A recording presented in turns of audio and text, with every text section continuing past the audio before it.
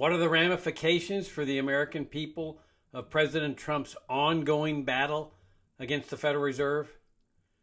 Join Richard Ebeling and me in this week's Libertarian Angle as we examine that question.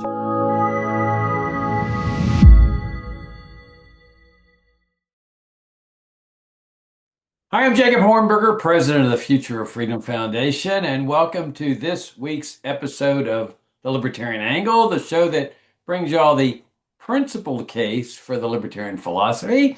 I'm joined by my co-host, Richard Ebeling, professor of economics at the Citadel. Richard, good to see you again for another round of Libertarian Angle. It's good to be with you, our viewers, and our listeners to deal with another important policy issue of the day. Yeah, thanks for tuning in. I get all choked up just waiting and anticipating.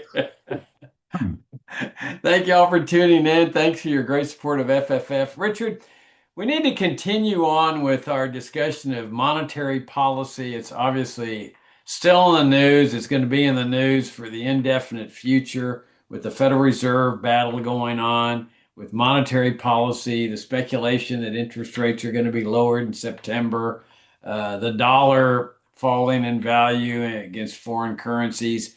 And of course, this whole ongoing controversy with one of the members of the Federal Reserve, Lisa Cook, who President Trump has purportedly fired. But the latest in that episode is that a federal judge has issued an injunction ordering that she will be remaining in office until the case is resolved. And she has filed suit to remain on the board. President Trump, to put things in the context, is claiming that she engaged in some kind of mortgage fraud in which she purportedly lied to the bank about some mortgages that she was getting on secondary housing, which she was claiming were her principal residence, and they're claiming that that was false and that therefore he can remove her for cause. Well, she filed suit claiming that this is all political, that Trump is trying to destroy the independence of the Federal Reserve, and by getting rid of her and putting in his cronies so that they will lower interest rates in accordance with his wishes and really do what he wants.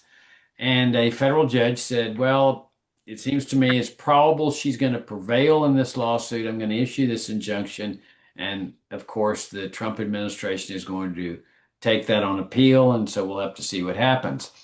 But it really just raises the whole issue, Richard, of monetary policy in general, especially from a libertarian standpoint. I mean, I can understand why you would want a central bank, if you have a central bank, to be independent of control of the president, because the president's always going to try to use the central bank or the paper money system in a way that's going to benefit him politically. I mean, that's just human nature. You know, politicians want power. They want to remain in power. And one of the best ways to do that is to manipulate the money supply in such a way as to benefit the president or whoever's in power, the political party in power. And then there's another factor. You've got, massive debt that continues to grow, $37 trillion and growing. And throughout history, they've used the central bank to monetize that debt. I mean, they could tax the American people. I think it comes out to about $320,000 per taxpayer to pay off the debt. Well, that's not very politically popular. So they just print the money to pay off the debt. And so that's another factor that has to come in here. But in an imperfect world, if you're going to have a central bank, I would prefer that to be independent of political control. I don't want the monetary system to be subject to the whims and desires of politicians. But that's an imperfect world. The better imperfect world is the monetary system that we had from the founding of this country for more than 100 years. And we'll delve into that later in the show. But of course, in an ideal world, we would be accepting Friedrich Hayek's notion, which we can get into also, of a total free market system, which is my ideal, and I think your ideal too, where you have a total separation of money and the state. We're a long way from that because people just accept this notion that you've got to have a paper money system and you've got to have a central bank system. And so they end up with this huge battles, political battles, monetary debasement, devaluation, and all the booms and busts that we've seen with this kind of system all of our lives, essentially, for some 100 years or so. What do you think, Richard? Well, obviously, in a second best, it's often talk about the an independent Federal Reserve. But let's keep in mind that an independent Federal Reserve is not the same thing as a market-based monetary system. A central bank is still under the biases and influences of someone, and that's the Board of Governors of the Federal Reserve, who are the ultimate decision makers as to what they think the quantity of money should be in the economy, how much credit should be created through the monetizing of debt and other financial instruments, what they think interest rates should be, nudged up, nudged down, kept away at a certain level, which is the constant, issue that the media is full of every time a Federal Reserve Open Market Committee meeting is coming up. So the monetary system and the banking system is not independent of governmental influence, in that the Federal Reserve, while it's called a private corporation, is a branch of the government, and it is merely the overseers of that, the bureaucrats in that institution that are determining what the money supply and interest rates will be moving, in what directions they'll be moving. And therefore, it's not a free system, an unbiased system, a non-political system, because within the Federal Reserve, there are different schools of thought. There are the more traditional Keynesians. There are the monetarists. There are the supply siders, and they all have their own pair of glasses with which they think they understand how the world works. And given their view of how the world works, how the institution of which they work for, the Federal Reserve, should be using its tools or instruments of policy to nudge things in one direction or another. Because why is the money supply considered important, or interest rate movements important? Those are intermediary tools to achieve a goal that they think those tools can influence. Output in the economy, prices in the economy, employment in the economy. So all of them are monetary central planners. The question is, shall those employed, slightly distanced from those in Congress and the White House, be making these decisions based upon their interpretation of where the economy should go and how these tools should be used? Or shall it be the president? But either way, it's not market based. It is still based upon someone who has a theory and biases and influences, some political, some not, as to where the system should be going. And as long as that's the case, we do not have a free monetary system. And therefore, the monetary system is still guided by and is a victim of a form of central planning. Oh, you raise a good point. It brings to mind, I think, the need to explain exactly how this system works in terms of the Federal Reserve setting interest rates. Jerome Powell, the chairman of the board, President Trump has engaged in all kinds of efforts to get rid of him, pressure him into leaving, and he calls him too late, implying that Powell is the one that's setting the interest rate. But as you point out, it's really the whole Federal Reserve Board. Now, obviously, the chairman has a lot of influence over the board, but the board consists of 12 members. Seven of them are on the board itself, and then five more. It's a total committee. I think it's called the Open Market Committee or Open something like Market that. Committee, yes. And it consists of a total of 12 members, the seven members of the Federal Reserve Board, and then the heads of the Federal Reserve banks. Yet Uh, there are 12 Federal Reserve banks. That's what the system is divided into, different regions. And out of those 12 regions, each one has a head of the Reserve Bank, the Bank of Boston, Federal Reserve Bank of Boston, Chicago, Atlanta, San Francisco, St. Louis, etc. And those 12 members rotate, being members of the Open Market Committee, along with the seven permanent board of governors of the Federal Reserve. But only five of those heads of those banks serve on this open Right. market committee. And I think the permanent member though is the New York Bank, Right. Reserve And Bank. the reason for that is that it is the New York branch of the Federal Reserve that basically implements the actual policies decided upon by the Open Market Committee.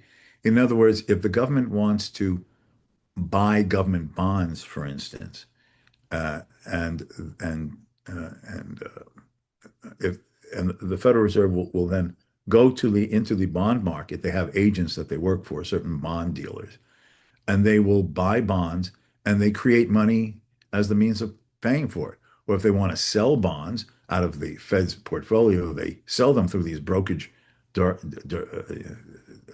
agencies, and people buy the bonds from the government, and the money comes back to the Federal Reserve, and in principle, the money supply is contracted. So it's basically the New York Fed that does the dirty work. Well, so the interest rate is voted on by these 12 people. And so it's not just Jerome Powell, the chairman of the Federal Reserve, that is setting interest rates. It's really a majority vote. And that majority has to be seven. I mean, there's 12 members. So they need a majority vote. And so it's theoretically possible that you could have seven people outvoting Powell and his faction. So he doesn't really have the ultimate say. And so you can understand why Trump would want to stack the Federal Reserve Board with his cronies, even if he can't pressure Powell out of there. If he can get rid of Lisa Cook and put one of his cronies in there, now he's got a better chance of getting those seven. And from what I understand, if it's a tie, then nothing changes. It's status quo. Yeah, because under the present term of office, Jeremy Powell will remain chairman of the Federal Reserve until May of next year, 2026. However, even though he steps down as the chairman, he remains on the Federal Reserve Board because that office, that term is a total of 14 years. So I don't remember when he actually joined the board versus being a board chairman, but he would still have several years to run as a board member, even though he's not the chairman anymore. All right. Well, let's keep in mind that the Federal Reserve got established in 1913, along with, I don't think it was too much of a coincidence, the 16th Amendment, the Income Tax Amendment. I mean, these two forces, the Federal Reserve and the income tax, I think were a major contribution to the destruction of economic liberty in America. And it's important to note that our American ancestors rejected both of these things, along with a lot of other status things, Social Security, Medicare, Medicaid, the welfare state, immigration controls for all practical purposes, drug war, etc. But there was no Federal Reserve for the first 100 and some odd years of American history. And there was no paper money. I mean, if you look at the Constitution, it's clear that these people, our American ancestors, the framers, the founding fathers, they didn't want a paper money system. The Constitution brings into existence a government of enumerated powers. If the power is not enumerated, you can't exercise it. It wasn't a government of inherent powers, general powers like had existed throughout history. They were existing in Europe and Asia and so forth. This was a government of limited powers. And the government was given the power to coin money. Well, coin money does not mean printing money. You don't coin money out of paper. It's clear that what they meant by coin was precious metals. That is gold and silver coins. And this was made even clearer with respect to restrictions on the states, because the states really did have inherent powers of government. They were subject to their state constitutions, but the 10th Amendment made it clear that that traditional concept of police powers, inherent powers of government, applied to the states, unless they were expressly restricted by the Constitution. And sure enough, the Constitution says no state shall make anything but gold coins and silver coins legal tender. So it was clear that that was our monetary system. Now, why did they do that instead of a paper money system managed by a central bank? because they didn't trust paper money. They didn't trust politicians. They didn't like this idea of a government central planning agency. And if I could just digress for a moment here, let me remind people about your fantastic book, Monetary Central Planning in the State, that FFF published. I mean, if you want a really clear understanding of the chaos that comes with central planning in the monetary sphere, buy and read Richard's book, Monetary Central Planning in the State. Well, it's clear that the the people that established this country did not want that kind of system. Why? Well, they'd already had trouble with inflation, the expansion of the paper money system during the Revolution, the American Revolution, during when they were printing the Continental. And there's that famous saying, "Not worth a Continental," and it wasn't worth anything because they had printed so much of it, and they understood the horrors of a paper money system and inflation. They were familiar with Adam Smith's work, an inquiry into the nature and causes of the wealth of nations. And so they said, we don't want that kind of system. And so they bring into existence this gold coin, silver coin standard, which was magnificent for more than 100 years, Richard. Okay, the government was minting the coins. That's not our ideal. We would have the free market, private minters minting the coins, but there was nothing to stop private minters from minting coins. But the U.S. government coins were so sound and so honest. I don't think there was ever any indication of any cheating, clipping the coin, as they said in the olden days with these coins. St. Gaudens $20 gold piece and silver dollars and so forth. That was the official money, and it was so solid. Now, the government was free to borrow money. They were empowered to borrow money by the Constitution, but everybody understood that the bills, notes, and bonds that were being issued were promises to pay money. They were not money themselves.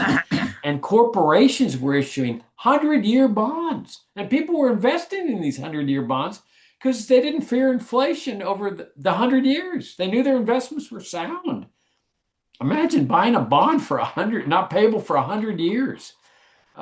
And that was one of the major contributing factors to the tremendous prosperity and increase of standard of living that gradually took place through the 19th century, but then ultimately culminated in this explosion of economic prosperity at the end of the 19th century. And of course, all of it came to an end in 1913 and then again in 1930s when Roosevelt effectively amended the Constitution unilaterally, and went later with the assistance of Congress by nullifying the gold coin standard that had been established, silver coin standard, and established a paper money in its stead with the help of the Federal Reserve.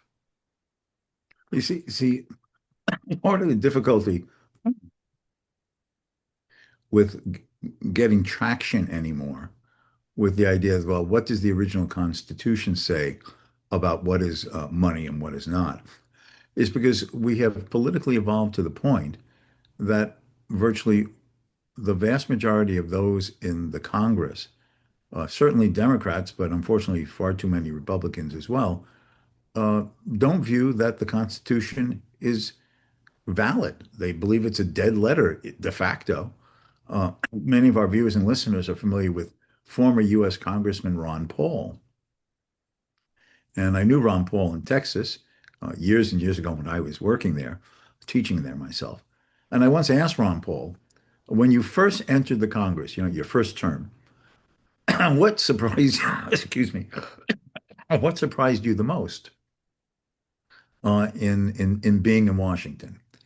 And he said the discovery that if I was in the well of the Congress, there were two arguments that if I made them would result in my colleagues not taking me seriously and even laughing at me.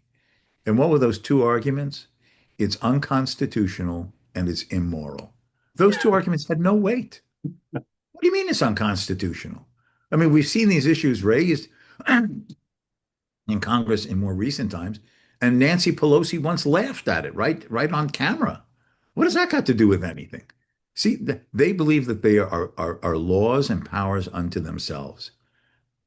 All this, right now, those on the left, Democrats are often, the president is not respecting the Constitution There's a delegation and separation of powers. He's overstepping. He's doing things that the executive is not allowed to do. Blah, blah, blah, blah, blah.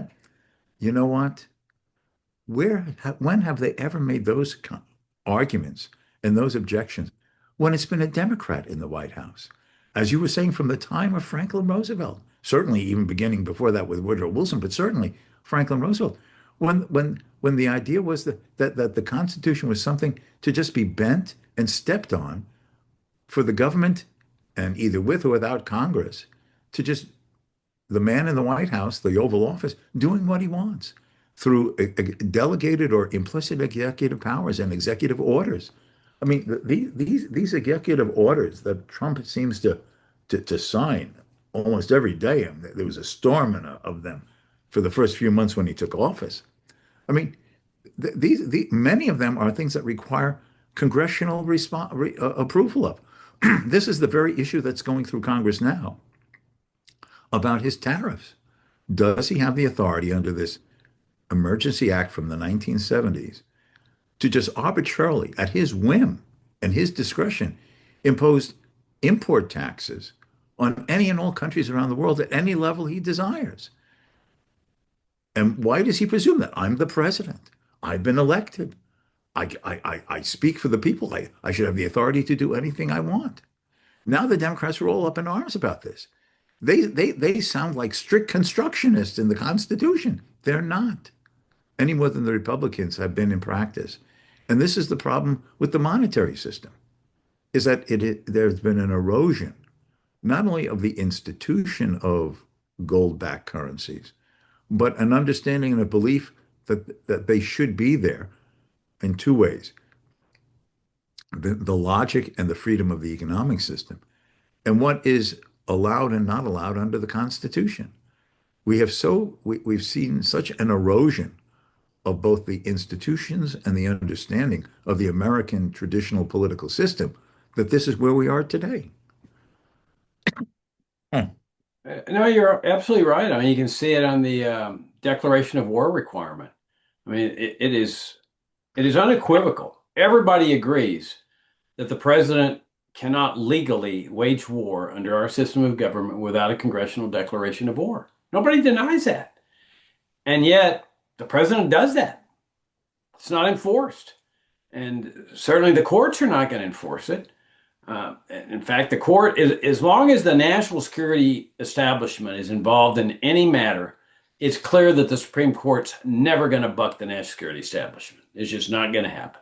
It's been that way since the federal government was converted to a national security state. Nobody's going to buck the Pentagon, the CIA, and the NSA, and neither is Congress. And of course, the president uses the national security state to the maximum extent possible, but it's always been my thesis that the national security establishment is the ones in charge and everybody else defers to them. But the Constitution's a dead letter in that sense. But I think it's important to remind people of what the principles were, what the principles that founded the nation, because if we're going to get our nation back on track, and I think it's possible to get this nation back on track, we have to go back to founding principles, the sound founding principles of this country. We know there were some bad ones like slavery, but there were some good ones too. And unless people have a perspective of what those good sounding founding principles are, they just meander. It's like going through a forest without knowing what direction you're going in. And that's what we do here at FFF. You know, and so in our waning moments here, Richard, I think it's important that we revisit Hayek's concept of the denationalization of money, because I love the gold coin, silver coin standard. I think it was fantastic. And it constrained politicians because politicians can't print gold and silver coins. They can print money, but they can't print gold and silver coins. And that's why you had such a sound financial monetary system throughout the 19th century. But then Hayek comes along and says, well, that's fantastic, but it's not the ideal. The ideal is let's get government out of the monetary field entirely. To totally privately minted money. Let the market decide what money is. Instead of the government saying, well, gold coins and silver coins are the official money, let the market make that decision. Give us your perspective on Hayek's notion. Well, Hayek is an interesting person. He obviously had been greatly influenced uh, in the 1920s and early 30s, living in Vienna under his mentor, Ludwig von Mises. And Mises had been a free banking, free monetary system guy uh, beginning in the 20s and certainly the 30s. But Hayek, for a long time, believed that the monetary system was a legitimate function of government. Uh, in fact, he came on a tour to the United States shortly after the publication of The Road to Serfdom in 1944. He was doing a tour in 1945 because the book had become a big bestseller in America. And in an interview, uh, he said that, well, obviously, government might not be involved in this or that and the other, but no serious economist would doubt that the government had to oversee and manage the monetary system, whether gold or not, but a monetary system. And in fact, his big book on political philosophy and institutions, The Constitution of Liberty, that came out in 1960, has a chapter on the monetary system, and he still advocates a centrally managed monetary system there. But in the 1970s, and especially after he won the Nobel Prize in 1974, he started rethinking things. He'd gone from sort of like the wilderness of no one paying attention to him to now international recognition and notoriety and attention after winning the Nobel Prize in 74. And people would ask him things, what's your view of inflation, unemployment, the role of government here, there, and everywhere? And so he started rethinking this. So in 1976, he published a book. It went through two editions, but he published a book called Did the Nationalization of Money, initially published by the Institute of Economic Affairs in London. And he basically said this, that I've concluded that there is no institution that has been more dangerous to the preservation of liberty in a free society than the government monopoly over money. It is the means by which the government control virtually everything else, since they have their hand on the monetary printing press and therefore can siphon off all the wealth of the society and manipulate how the wealth is used through this monetary monopoly. And that therefore what we should be shooting for is, just as there was a free trade league in the 19th century in Britain that resulted in the end of protectionism and the freeing of the market from government regulation and trade restrictions, that we needed a free money movement, the goal of which was the separation of money from the state. Both because the state does not have the knowledge, wisdom, and ability to manage it any more than any other central planning institution, but most importantly, to give people the freedom of choosing the money they want to use, uh, uh, both domestically and in international affairs. And that was a reblossoming of the very idea, taking seriously, giving weight to the idea of separating money and the state, which had then created a subfield in economics, the free banking movement, of which such excellent economists as Lawrence H. White and George Selgin are leading American contributors. Yeah, well, one thing is for certain that if we maintain the current system, it's going to be bad. I mean, if Trump gains control over the Federal Reserve, it's going to be bad because he's going to be using the monetary system for his own political benefit. But even if it stays independent, and of course I put independent in quotation marks based on your remarks, you still got all the chaos that comes with monetary central planning, as you point out in your book, Monetary Central Planning in the State. Ludwig von Mises pointed out that central planning brings chaos, planned chaos, he called it. And that applies in the monetary field. If you look back to like the Great Depression, we've all been taught in our public government schools that that was the failure of free enterprise. Well, the Austrians, Mises and Hayek and Milton Friedman too, have documented that the stock market crash was a direct result of monetary manipulation by the Federal Reserve during the 1920s after it had been brought into existence in the 1913. And the Austrians have proven that all these booms and busts are a direct result of monetary central planning. And now you've got a very shaky bond market. Now I don't understand all the ramifications of this, but I know that when Trump was proposing all those tariffs, something was happening in that bond market that scared the dickens out of those big New York bankers. And they all went to Trump's office and said, you need to lift these things because there's something bad happening. And so I think there's something really precarious with what's going on with this monetary system. And it's just a matter of time before something bad really happens.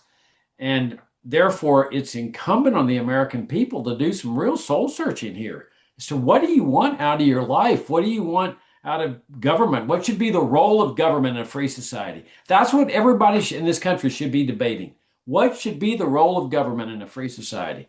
And in the monetary field, I think there's only one good answer, and that is the government should play no role in the monetary sphere, and that Hayek is right. There should be a complete separation of money in the state, just like we have a separation of church and state. Let me add one thing about this. This entire debate between the Board of Governors, specifically Powell and Trump, is that what should interest rates be?